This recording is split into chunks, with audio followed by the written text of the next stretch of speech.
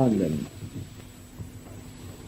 Really happy. I've been looking forward to this visit for a long, long time. That's why I planned actually to spend about 3.5 months here.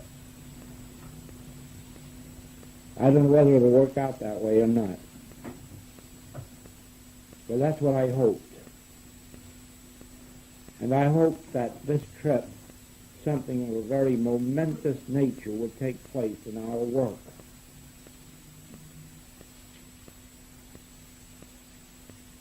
Whether or not it does is really up to you. I've done as much as I can in preliminary work. I had in mind a great many more things for this trip, because I thought probably we were going to have a meeting almost every week for 3 months to get something started in the right direction. And if anything comes of it at all, it will have to come through you.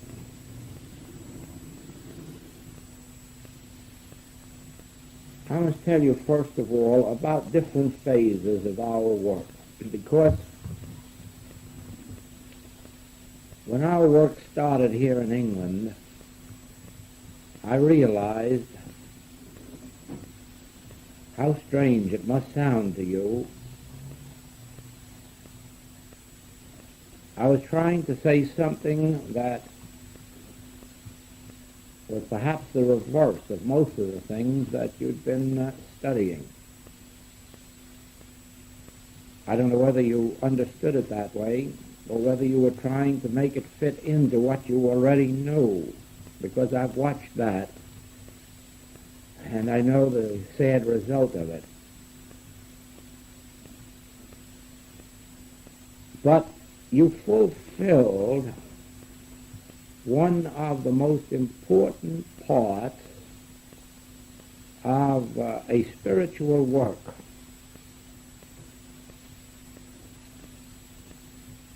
You were attracted to it. Now that's the first and most important part, because without that nothing else can happen. In other words, when our work is first presented, there are mixed audiences. That is, mostly those of either Christian Science, Unity, or some other form of New Thought background. And very quickly, these audiences dwindle. As a rule, they will dwindle from, let's say, 400 or 500 people who will attend lectures to 60 or 70 who will end up taking a class. Now, why the difference, the wide difference between the lecture audiences and the class audiences, since the amount of money involved can't be enough to impoverish anyone, even if one could be impoverished studying a spiritual teaching. There must be some other reason then. The reason is that, as the Master indicated, many are called, few are chosen, or the way is straight and narrow, and few there be that enter. Why few? Well, you are called upon in a spiritual teaching to leave all for Christ.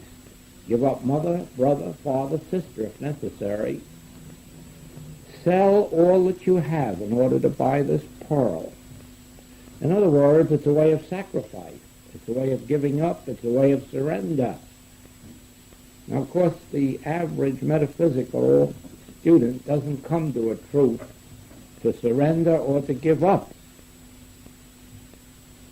The main thought is on what will I get out of this?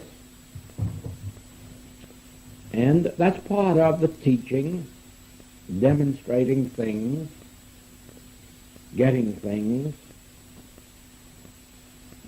And it's all right on that level. No criticism of it, no condemnation of it for those that are on that level. But it has nothing to do with a spiritual teaching. A spiritual teaching has nothing to do with getting. If you can imagine the Master saying to the disciples, leave your nets.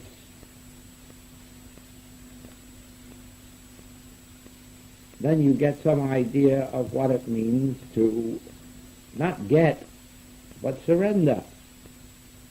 Or if you can imagine the disciples, the apostles, the 200, going about, taking no thought for their life, taking neither purse nor scrip,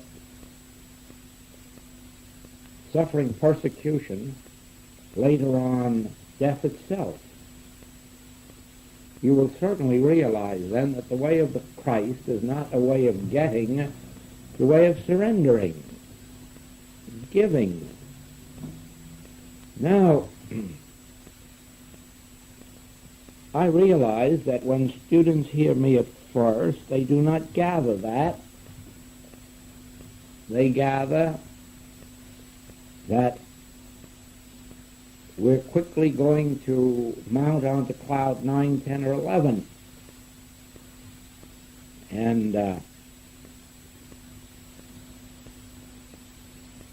we're not going to come down to earth at all, except to be perhaps to heal a few of our neighbors.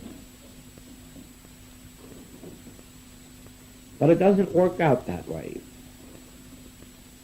And so it is that only a few out of the hundreds come to the classwork. And then out of those who come to the first classwork, it isn't unusual for 25, 30%, 33 and a third percent of them to drop away and never come back to the work anymore, because by that time they have caught a little of this vision. But the rest,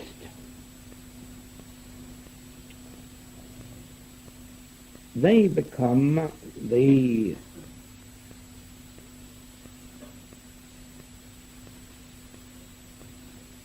nucleus of the work that follows, and as a rule, you will find those who survive the first class, you'll find those as a rule in the 8th and 9th and 10th classes. As a matter of fact, some of you here already know now that there have been students in our classwork from the very first class 12 years ago, and there are some in my classwork who were patients long before I ever taught and have been with me now 25 years. So that out of these who comprise the nucleus, a very strong activity follows.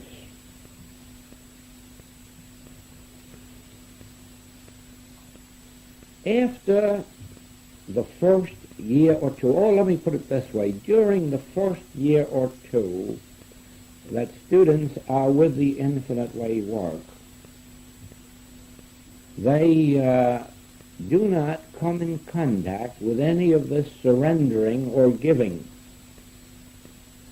It is all primarily a getting.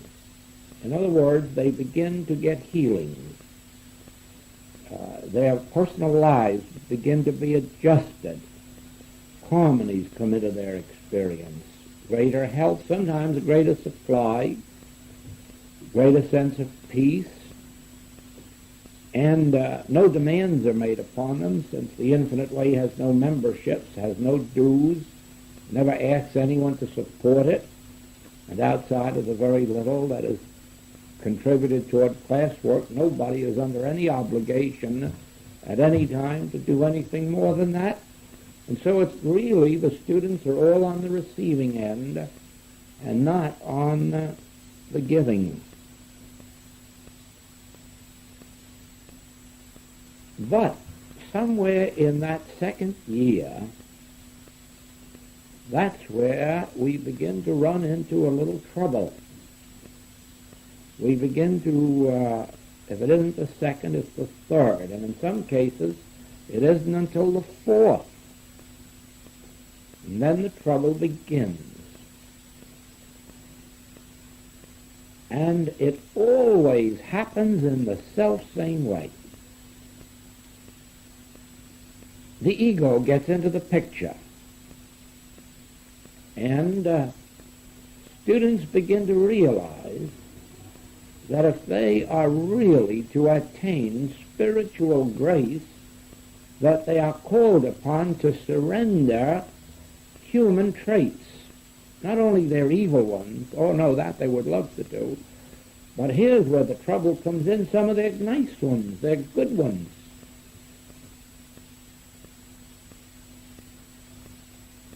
Many good traits have to go out the window when the Spirit comes in. Many wonderful things have to go out the window. Many comforts have to go out the window. And that is when the student begins to rebel. That is when the student begins to flare up.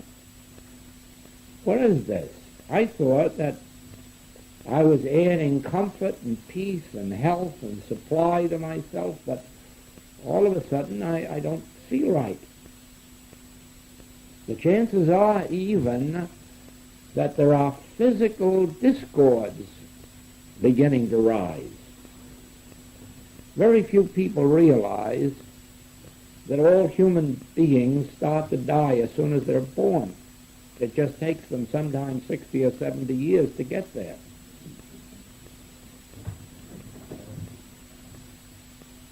Very few people stop to realize that no matter how healthy they may be outwardly, regardless of how painless their bodies may be, that there are very often diseases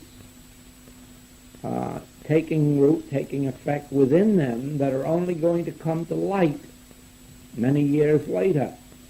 Then sometimes the doctor says, oh, if you had only told me a few years ago, we could have saved you, but now it's too late. And you say, well, I didn't know it a few years ago. I didn't have any pains or discords.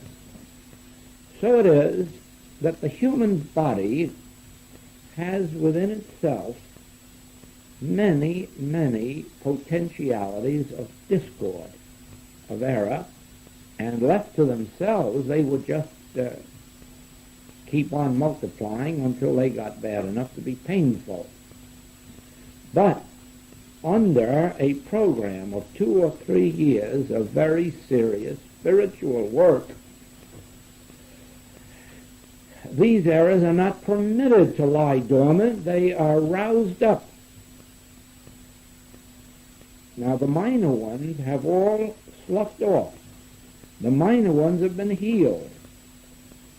The minor headaches or indigestion or bowel disorders or corns or bunions or calluses, the little trivialities that disturb the ordinary human body disappear of their own nothingness. But the more serious ones now are rooted out, and they become troublesome because now is the time when they must be made to disappear. They cannot be allowed to remain there dormant to spring up 5 or 10 years from now. Now is the time when they must be met, and they usually wait until you've really got enough understanding with which to meet it. Now, it isn't only physical discords, but the ego itself is very dormant in most people because it has no opportunity, or very little opportunity, to be catered to. You've perhaps heard some people give testimonies in a church and find that when they got to their feet to speak that they couldn't sit down. Well, you usually find they didn't have much opportunity at home to do any talking, and now the ego is given free rein, and it doesn't know how to control itself. So it is that people who ordinarily receive no honors, no glories, are apt to be just little nobodies, like really all of us are in our true identity as humans. All of a sudden, we begin to blossom out, and we either get to be the head of a committee, or we get to be a teacher or a practitioner or something or other, and then the dear little ego starts to be fanned, and all of a sudden it begins to find itself with great dignities and titles and whatnots, and then comes the period of rebellion that I spoke about before, the inability to quiet itself, and a period of struggle ensues. In other words, during this second, third, or fourth year of a very serious spiritual study, you can really expect the worst of us to come to the surface. Whether it's a physical worst, a moral worst, a mental worst, yes, even a moral worst, because it is a very strange thing that a spiritual teaching engenders great love. It is a very great warmth, a very great relationship that takes place between students who are very seriously on the spiritual path, among practitioners and patients, teachers and students, and even among students themselves. And if this is not rightly interpreted, it can fool the very elect into believing that it's really human love, and then follow many disastrous experiences on this metaphysical and spiritual path. It is only if wisdom comes along and shows to the individual, yes, there is this great love, there is this great bond, but it's of a spiritual nature, and it has to be kept channeled in spiritual lines so that the human element does not rise to the surface, but eventually becomes refined and spiritualized. Then come the most wonderful relationships the world has ever known. So it is that in many different ways, this second, third, fourth year is a troublesome one, troublesome 2, a troublesome 3. And in many ways, our worst side of ourselves comes to the surface, and if it's not wisely handled, we can find ourselves not only like Lot's wife looking back at the city, the state of consciousness she'd left, but we can also find ourselves walking back to those cities, walking back to those places of outgrown consciousness, places we've long since outgrown, but now all of a sudden the goal looks so far away from us that we decide to turn back.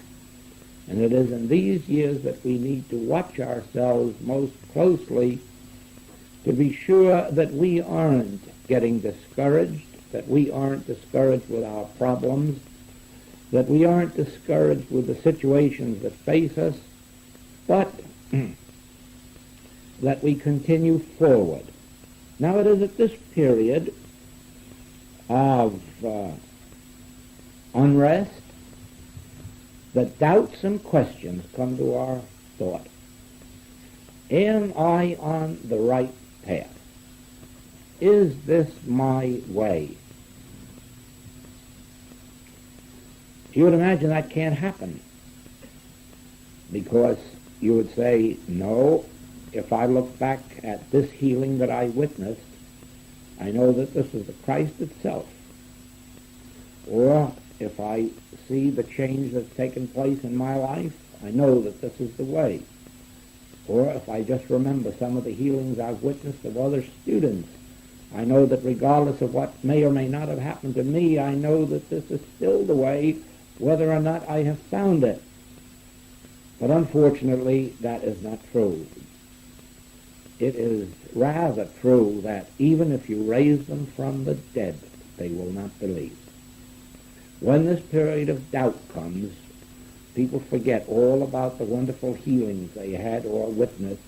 They forget about all the evidences of the fact that this is the path.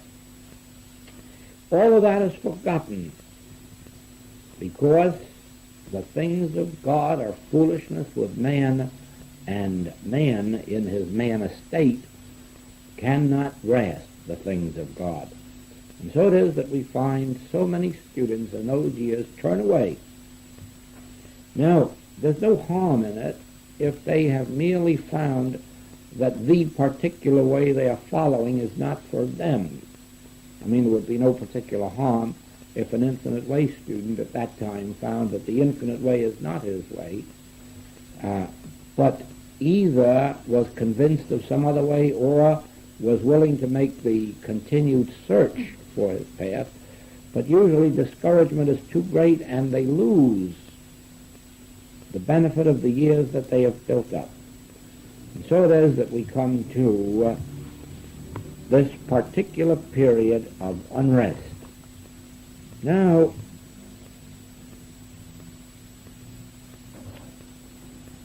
it is at this point that I am led to say to you that those who are on the path of the infinite way must remember that its goal is not more or better matter. Its goal is not merely adding more material good to you. Its goal is not merely doubling your income or quadrupling it. Its goal is not merely turning a sick body into a well body, because it is at this point that you're apt to believe that that's the goal and that you have failed. And if you judge by appearances, that is one of the things that can take you away from your studies. The goal of the infinite way is God realization. Now, I will illustrate that for you.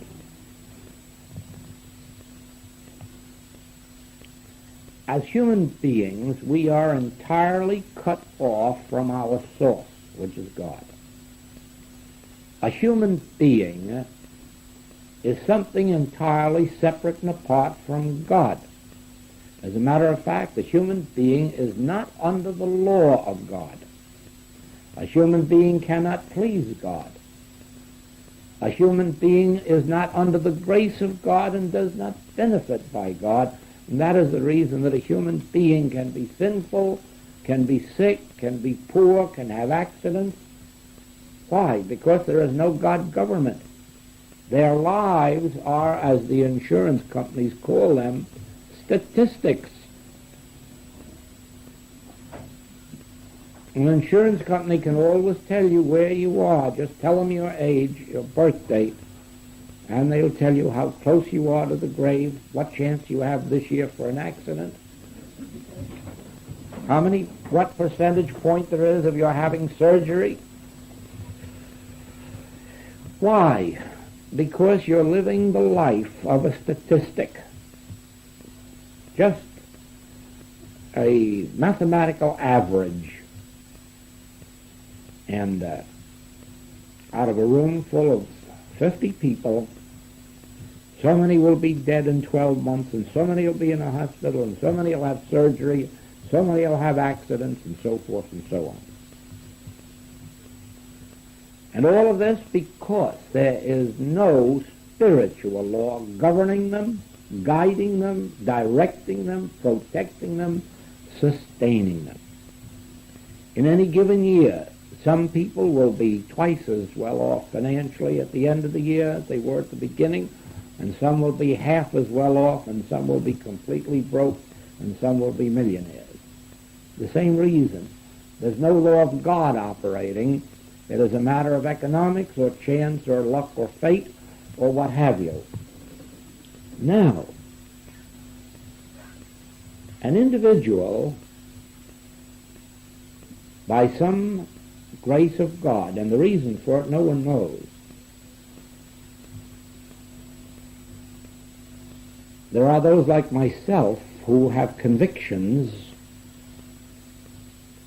and that is that it is by grace of our former lives that at any given point we are ready for the spiritual experience. We have evolved to a point of readiness, and then we are directed to a spiritual path.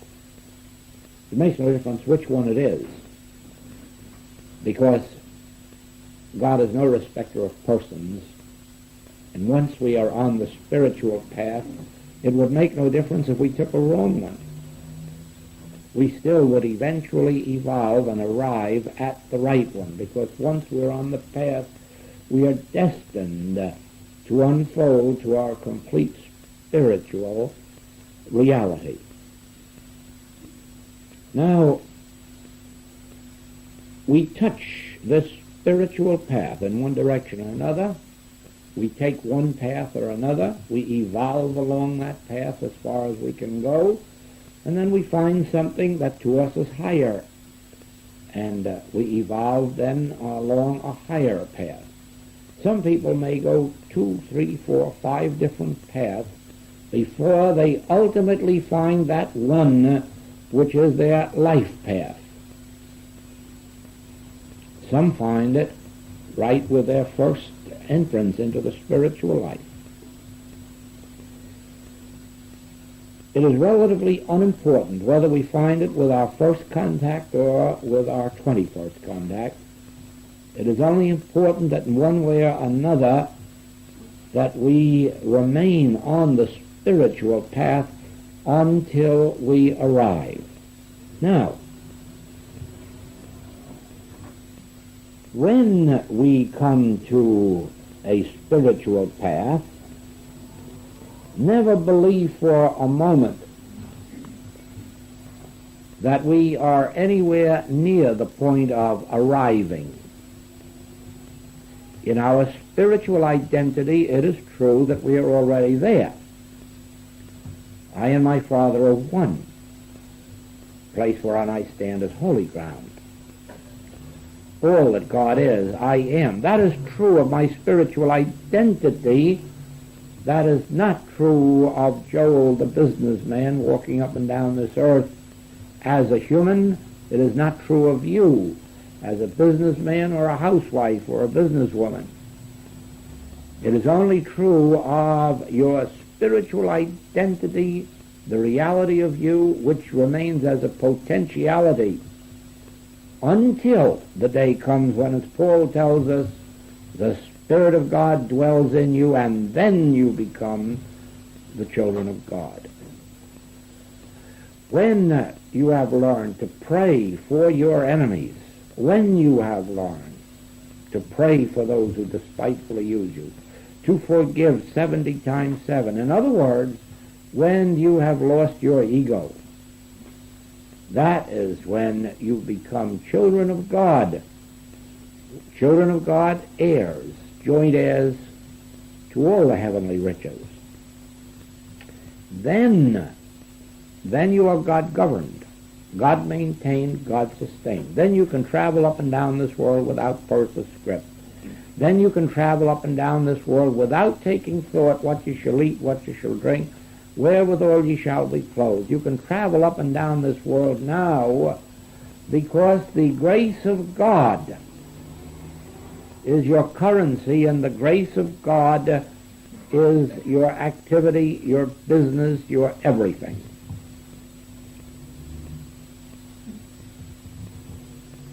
The message of the Infinite Way primarily is a path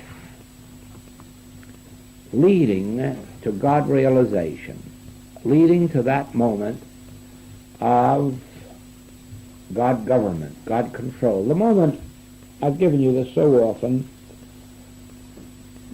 I live yet not I, Christ liveth my life. That's the goal of the Infinite Way. That is its object.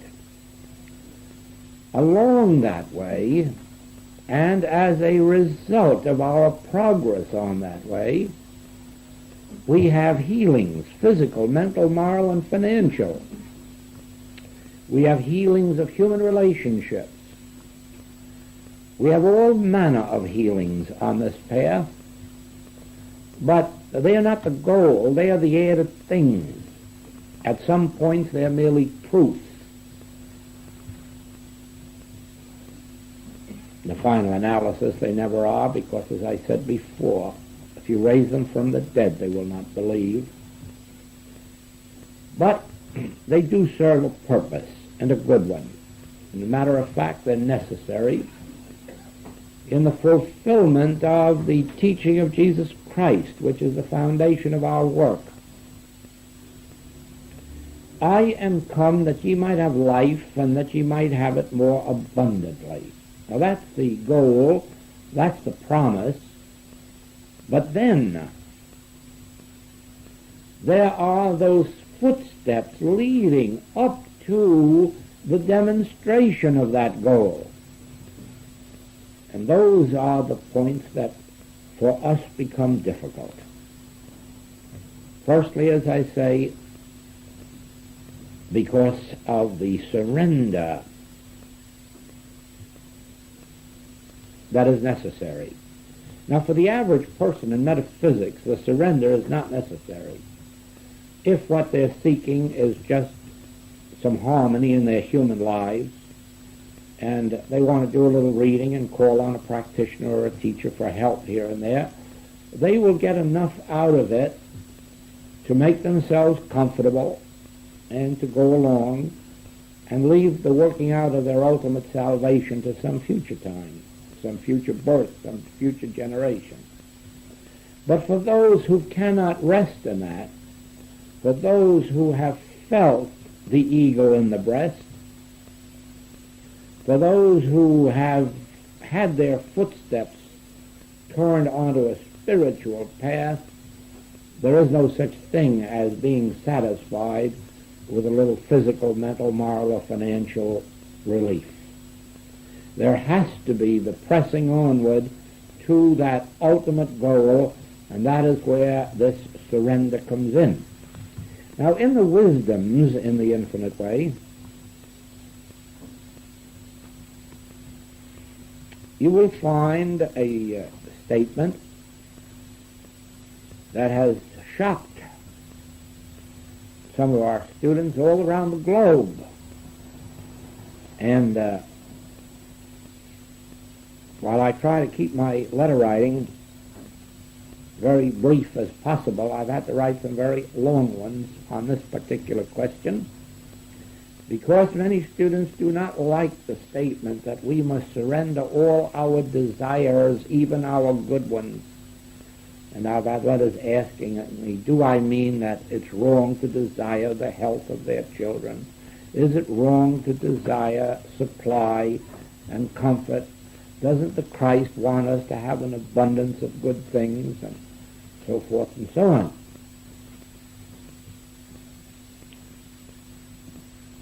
And then I have to explain that those are all very wonderful things to have if we attain them through the realization of the Christ and not as a goal in and of itself. Therefore, we must surrender all desire to the one desire, that I might know thee aright, whom to know aright is life eternal, that I might see thee face to face. Oh, that I might know God. Oh, that I might please God. Oh, that the will of God might be made manifest in me. The ability to surrender our complete selfhood so that the Spirit of God can fulfill itself in us in accordance with its will and not with ours.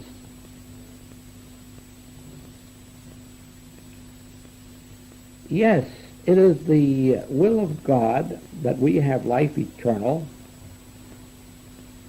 It is the will of God that we bear fruit richly. As a matter of fact, the Christ is planted in our consciousness for one reason and one only, that ye might be healed, that ye might be enriched, that ye might be made at peace, that ye might have life, that ye might have it more abundantly, that ye bear fruit richly, that if you're blind, that your eyes be opened, if you're deaf, your ears be opened. In other words, that the grace of God fill us with an infinite abundance of spiritual good. But not one word is said there about using it as a goal to acquire palaces and kingdoms and earthly treasures. For it is said, my kingdom is not of this world. And until the spiritual student can accept that wholeheartedly and say, I pray not for the kingdoms of this world. I am not praying for the 4 temporal kingdoms, all of which in the end will have to be destroyed anyhow by the Christ. For it is decreed that in the end the 4 temporal kingdoms will be destroyed by that stone which is carved out of the side of a mountain without hands. In other words, the Christ. Spiritual influence. So it is. Spiritual love has no human desire in it. It has lots of human fulfillment. Spiritual life has eternity in it, but without taking thought for what we shall eat or what we shall drink or wherewithal we shall be clothed. The kingdom of heaven is one of palaces and yachts and estates and great peace and harmony, and everyone is a master and there are no servants there. That's a strange kingdom, isn't it, in which we have all of these great wonders but no servants to take care of them. For each one is a master, and each master has to become his own servant. That's the spiritual kingdom. But we are too intent on believing that heaven means being a master with lots of servants. And not necessarily only in the sense of household help. No. Let it be clear to us then that one of the reasons for our discontent, and there must be these seasons of discontent, one of the reasons is that we are not having the 4 temporal kingdoms fulfilled in us as we had hoped a few years ago might be the case. And that now we are being called upon to surrender our desire for the 4 temporal kingdoms for the things of this world, which the Master overcame, and which we so ardently pray for most of the time. And that our goal now is purely a spiritual one. Not the attaining of place, position, name, or fame. Actually, it should be clear to you, who have been with this work now quite a few years, as you notice how I travel, seeking no publicity, seeking no name, no fame, seeking no newspaper notices, seeking no notoriety. You must see that the nature of this work is that of a spiritual underground in which we have no kings, we have no princes, we have no upper 10, we have no lower 5. We are all one in Christ Jesus. We are all one. There is no greater and no lesser. There are just a few who are a few years ahead of the others on the path, but realizing how quickly some of those others are catching up. No. That comes to us as a shock when we realize that in our spiritual ongoing that there are not to be places of honor, places of greatness, places of fame, places of name, that the last thing in the world we will encourage is the publicity that comes to the usual religious activity. I will tell you very openly now and honestly that on the day before we left Hawaii, one of our students, a man of tremendous wealth, offered us money into the millions without limit. Said to my wife and to me that you can have this money without limit into the millions for your purpose. What do you want to do with it? And he was told plainly, we do not wish to accept it, and we won't accept it. And we didn't accept it. Why? I will tell you why. From the day that I came into this work 28 years ago, I have had no assured income, assured on the human plane. My income has had to be demonstrated day by day, month by month, year by year. When I started on these pilgrimages around the world, I had no money to pay for them. They were demonstrated spiritually. I have never owned as much money as these trips have cost. They have been demonstrated spiritually. And why? Because how can I be in a position to tell you that the Christ realized divine grace will meet your every need if I have some wealthy backer paying my bills? Every dollar that has gone into this work has been demonstrated. Every publisher, everything that has gone into it. We have had here in London all of our writings being published by Fowler, and everything went into that. He was given the titles, he was given the books and manuscripts that already existed, and money to help produce them, and the sales that had been demonstrated for him, not for profit. He didn't pay for that. That was part of the Infinite Ways demonstration of its student body. So every single step along this way has been one of demonstration. And why?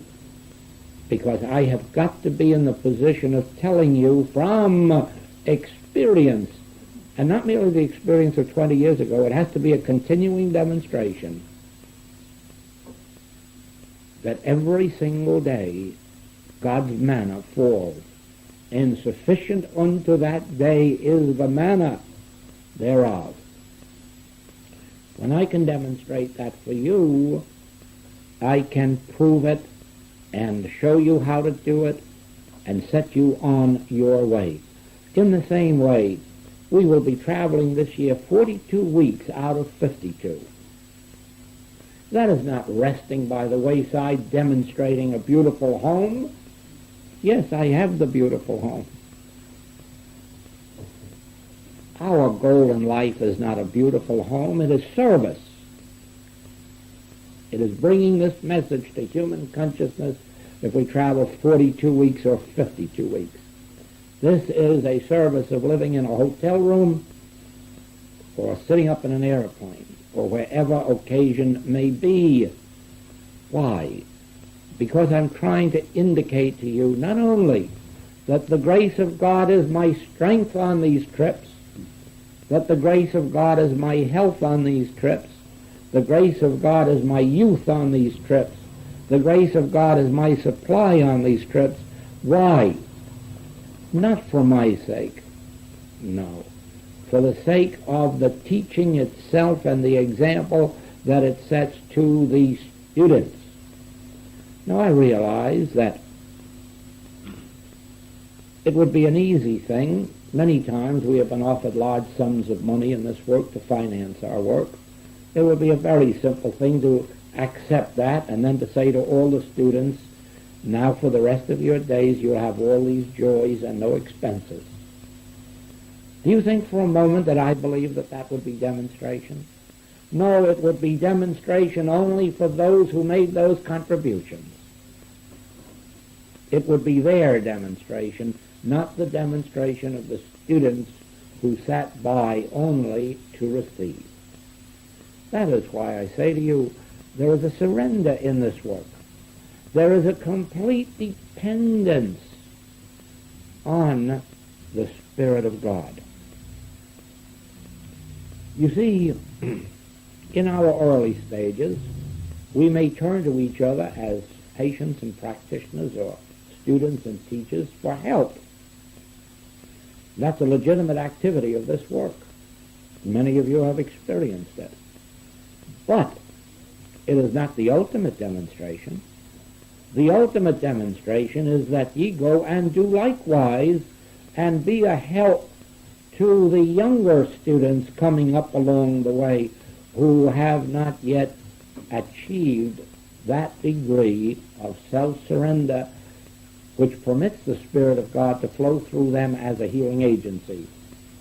Never think for a moment that you can retain all of your ego and the healing consciousness too. And never believe for a moment that you can hang on to your love of human comfort and the healing spirit too. Oh no. You remember how Peter had to surrender his final belief in the fact that the Gentiles were filthy before he could go out and bring the Holy Ghost to Cornelius and his friends. You will remember that Christ Jesus had to go through 3 huge temptations. He had to resist them and overcome them. The love of fame, the desire to demonstrate supply, the desire to use personal powers. All 3 of these he had to overcome before he was in possession of the Spirit of Christ. Now you see, the infinite way is saying to you, as he said years ago, there is a spirit in man, there is a Spirit of Christ, and it will raise up your mortal bodies. It will be the bread and the wine and the water unto your experience. It will take you out of those bad years of the locust. There is a spirit, but there is a price to be paid for it, a surrender. You cannot add spirituality to a vessel already full of materiality. You cannot add to yourself the kingdom of heaven if you're merely trying to build 4 temporal kingdoms within yourself. If there is a love of personal power, if there is a love of glory, if there is a love of name or fame, if there is a desire merely to show forth the benefits or the fruitage of this in better human circumstances, there is no power to be filled with the Spirit of God, for a vessel must be empty of self before it can be filled with the grace of God. The Master Christ Jesus was a servant. He washed the feet of his disciples. He touched the lepers. He served in any way and in every way to show that it wasn't he himself who had powers, that it was a grace of God that was operating, and not merely operating in him, but would operate in any who were willing to leave their nets, any who were willing to empty themselves of self. And that's been the history all through the ages. Whenever an individual realizes that it is impossible for anyone to heal anyone of anything, when an individual realizes that it is an impossibility to have enough understanding even to heal a headache, then and then only do they become empty vessels through which the Spirit of God can do its work on earth. In these last 2 weeks, we have had experiences like these.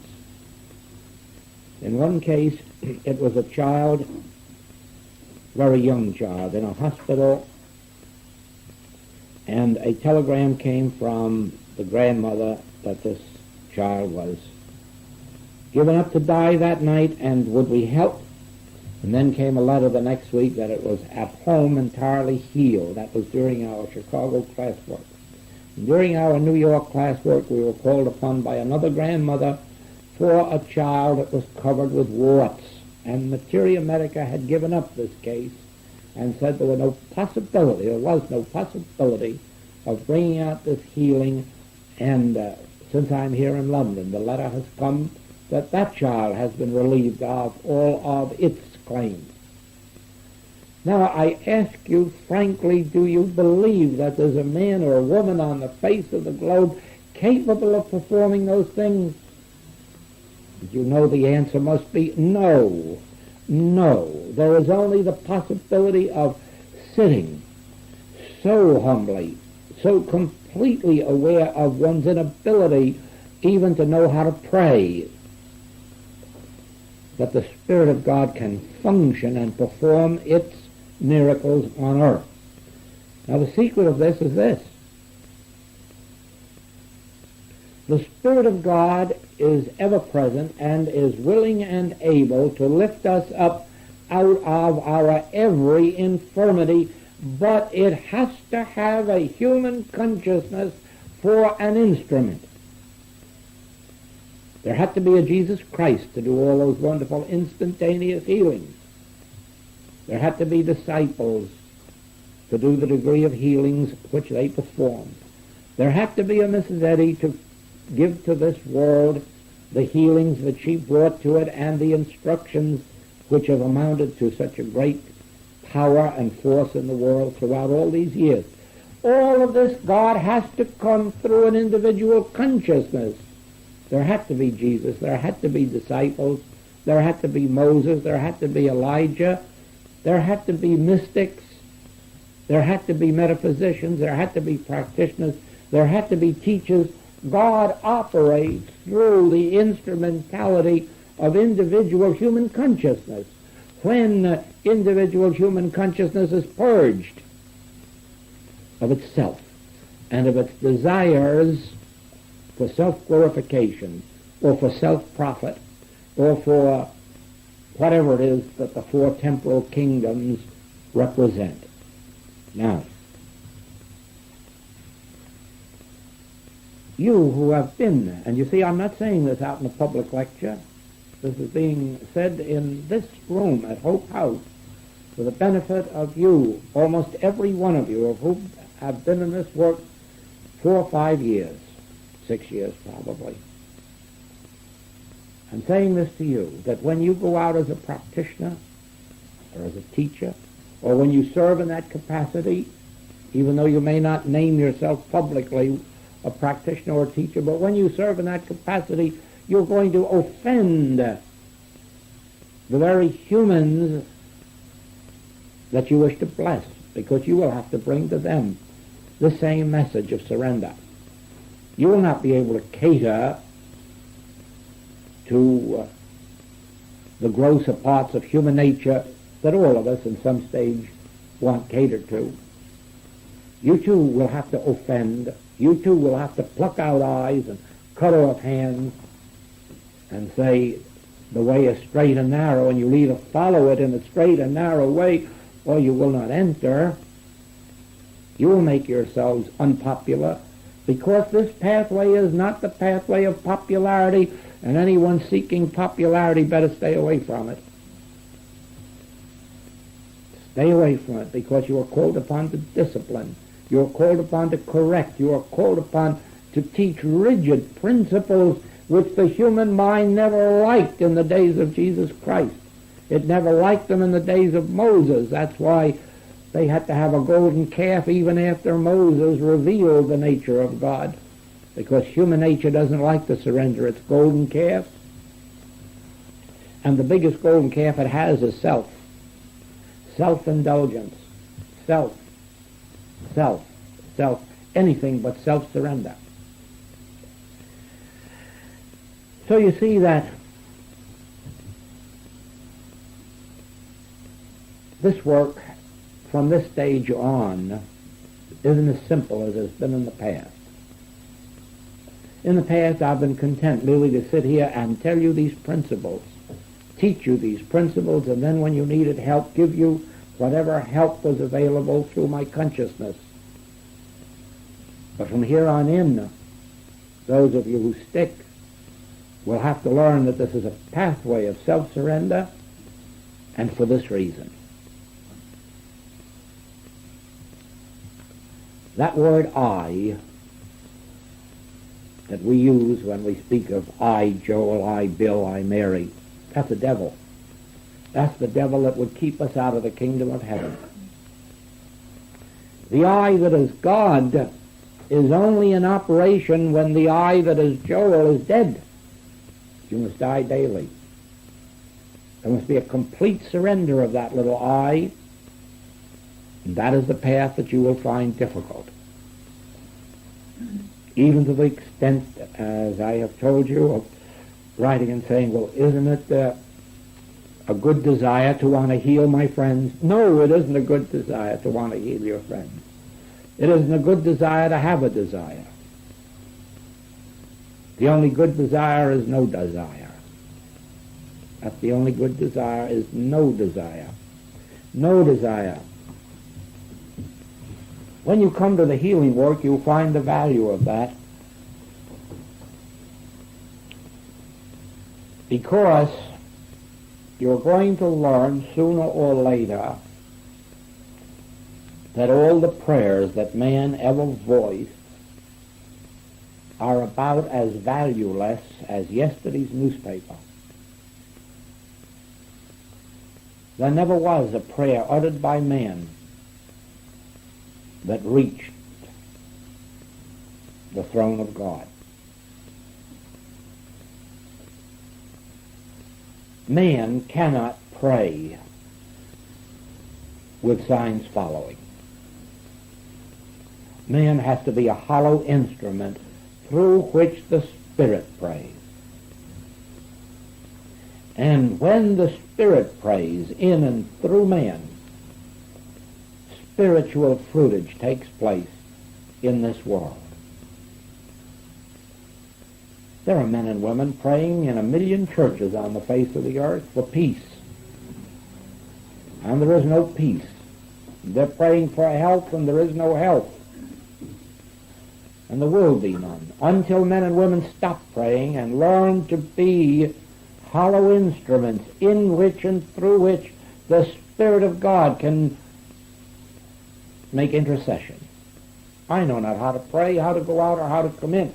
The Spirit of God in me makes intercession with my spirit. It's the Spirit of God that prays.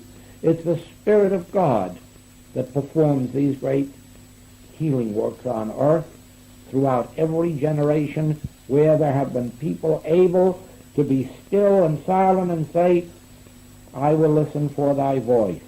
Speak, Lord, thy servant heareth.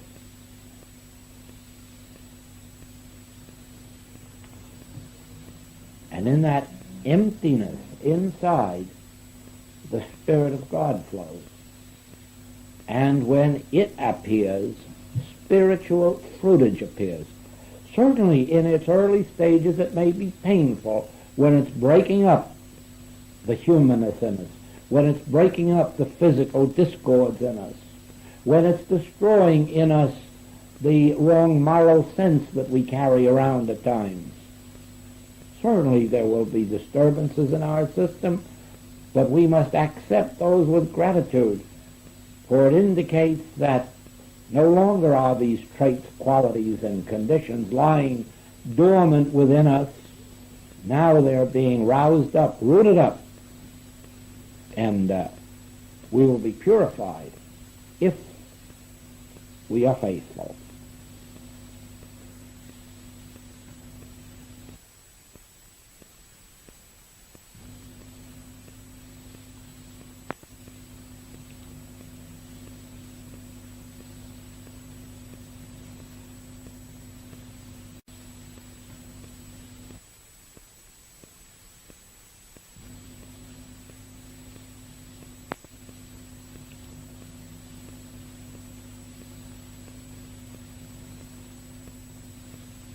In my work in the States, we have classwork just as we have over here, but that classwork is really a stepping stone. Out of these classes, well, first of all, out of the lecture audiences of hundreds and hundreds and hundreds, come the classes of just the 50s and 75s and 100s. And out of those classes come the dozens or half dozens who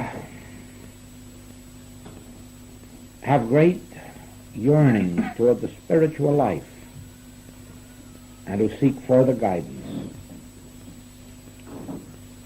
And it is the work that is carried on with them that opens their consciousness ultimately to the activity of the Spirit, so that they too can begin to live that same life, not living their life, but having Christ live their life for them. The degree of that attainment lies within each individual to decide and to follow. And I hope while we're here that some of you will want to experience that greater life.